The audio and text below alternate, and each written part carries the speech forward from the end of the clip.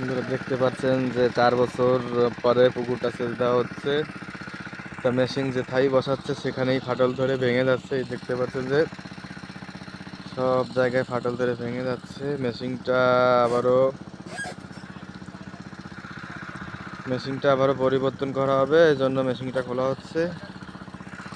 ভাই মেশিন এবার কোথায় বসাবা? ওই পারে নিবা? ওই পারে কি পাইবে পাবে? ও, এই যে বড় পাইপ আছে, যেখানেই বসাচ্ছে সেখানেই ফাটল ধরতেছে।